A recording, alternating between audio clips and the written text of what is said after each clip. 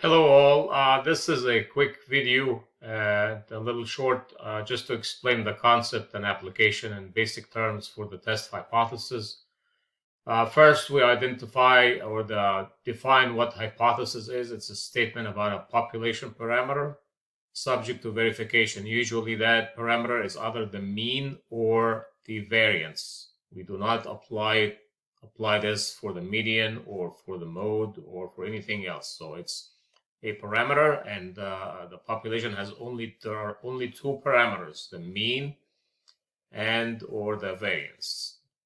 If you are using a non-parametric test hypothesis, it is called the chi-square.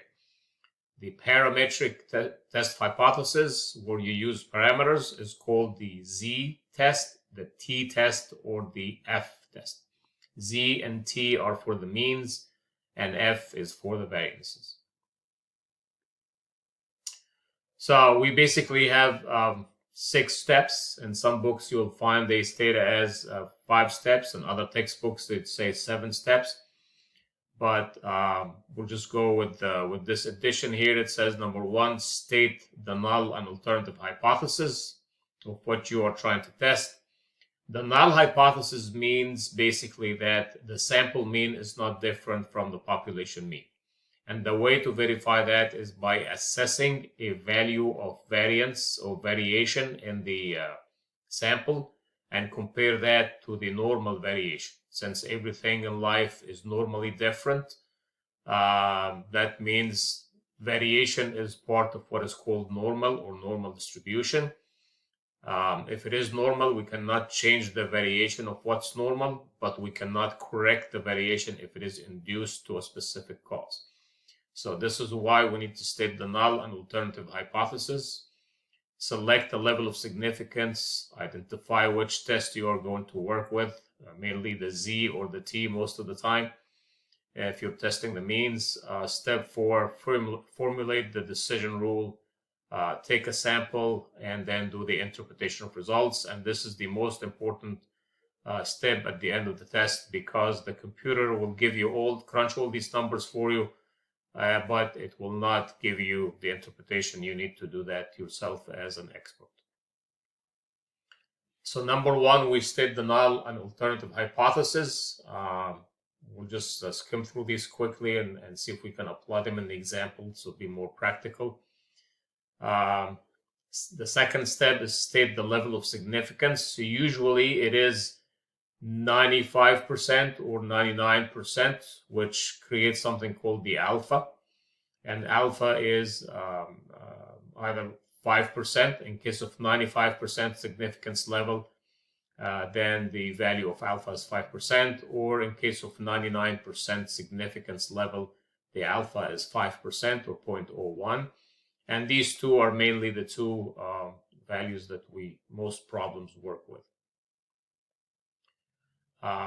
Which mean basically 99% were sure of the outcome or 95% were sure of the outcome. It leaves a little bit of, since nothing is really known for sure, leaves just a little bit of slight room for error in case we did a mistake.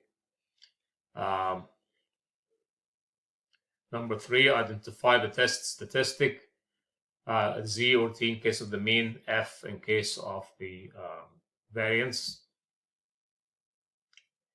Formulate the decision rule. The decision rule in a nutshell, there are 3 types of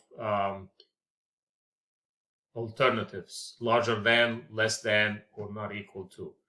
The larger than and the less than are then the two sides on the right and the left, which we call the one-tailed test. The one in the middle is called two-tailed test because it's not giving us a direction. Larger than, it says larger than the mean to the right side, less than the mean to the left side, and not equal to does not give direction, so it becomes a two-tailed test. Inside these, you will notice here there is no do not reject. So if the variation from the sample falls in this region, that means the null hypothesis is true, meaning there is null difference. There is no difference between the variation in the sample and the normal variation, and therefore we consider the situation to be normal, and we do not reject the null hypothesis, or we accept it. So there is a do not reject region, and there is a rejection region. The rejection region starts from something called the critical value, which we need to calculate. So we have two values to make a decision. We have two values. One value is we calculate. It's called the test statistic. And then we compare that test statistic value to something called the critical value. And we make a decision if the test statistic value falls into the do not reject region in any of these representations, then we accept the null or not reject it. If it falls into the rejection region, usually the right decision is to reject it.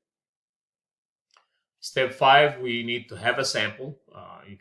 We need to have numbers to crunch to be able to make comparisons and get some values and measurements.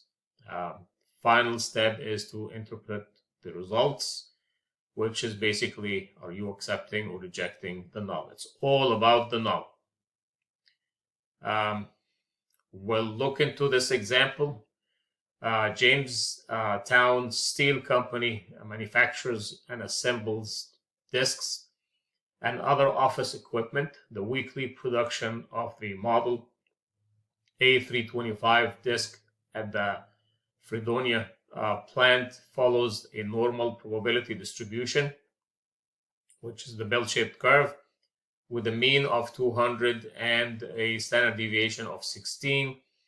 Recently, new production methods have been introduced, so something has changed, and new employees were hired. The VP of manufacturing would like to investigate whether there has been a change in the weekly production of the model A325.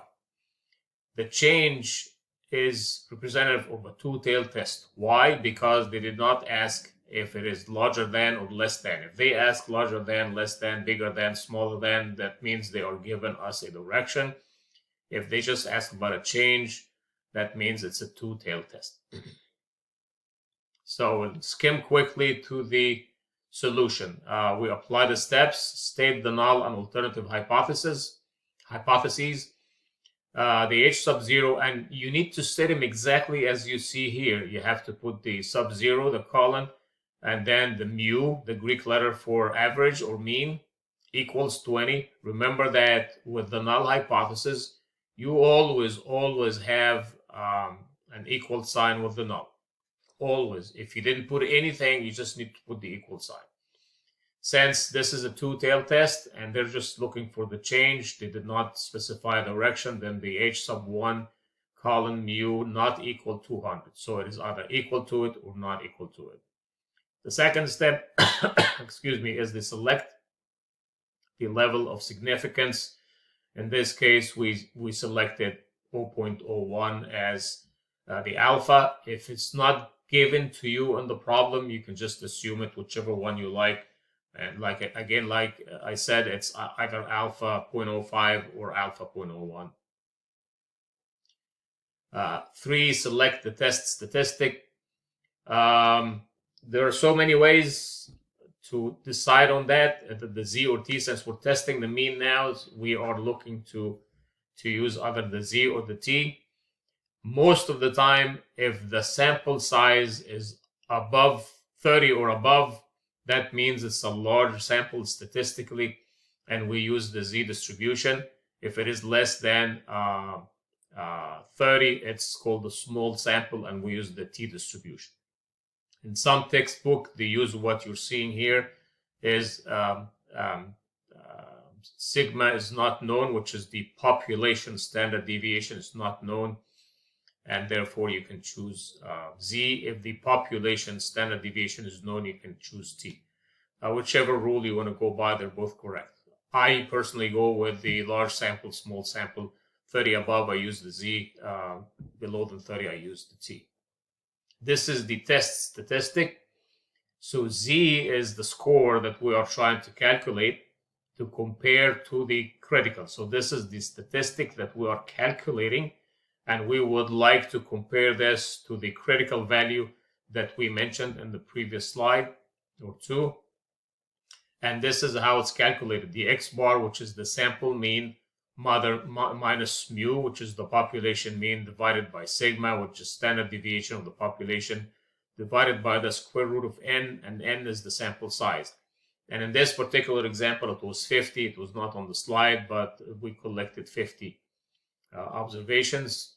And step 4, formulate the decision rule. So now we are calculating the z, X bar minus mu divided by sigma divided by square root of n. We collected a sample of 50 observations, which X bar, or the mean of the sample, was 2.03 with 203.5, and the standard deviation was 16 as given in the problem. This gave us an outcome of 1.55. The z critical from the table and is 2.58. Therefore, for the sake of just applying the application without going into too much detail at this particular presentation, as how this was with the 258, it came from the z table. You can also calculate it using an Excel formula called norm.inverse, norm.inv inverse, and you can get that number as well. But for the sake of just applying the steps, you have 155, and it is in the do not reject zone.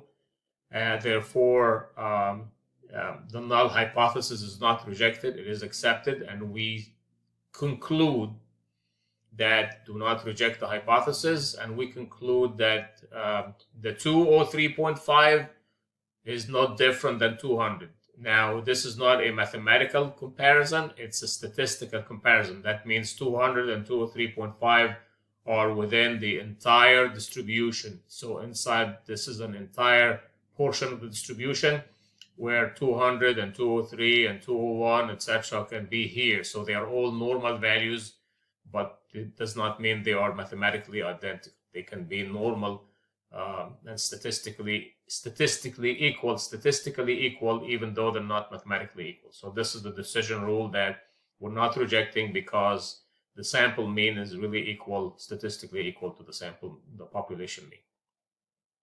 So this is basically, in a nutshell, how we apply the steps, and we make the conclusion about the null hypothesis. Here is how we get the value from the z table. You will find the z table, and remember that we said it's a two-tailed test, and alpha was 1%, which means it is that this 1% will be divided on the two sides. So 0.01 divided by 2 will be 0.005. So this portion here, the gray portion, is the 0.005, and this portion is 0.005, and this is half the curve. So this is 0.5 this side and 0.5 this side. So basically it's 0.5 minus 0.005 that we need to look for. If we go back quickly to the table,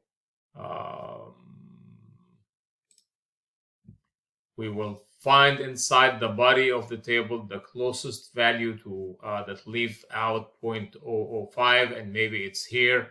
It's 0.995, somewhere between 7 and 8. If we go with 8, so this is 0.8 at the top row. This is the z value, top row and first column. So from the top row, we go from this value 0.995, which gives us almost 0.005. We go all the way up, it's 0.08, and we go all the way to the left, it's 2.5, and then we add these two values, 2.5 plus 0.08, it's 2.58, as we saw in the example. Thanks, and we'll be making more videos about this hypothesis as we go on.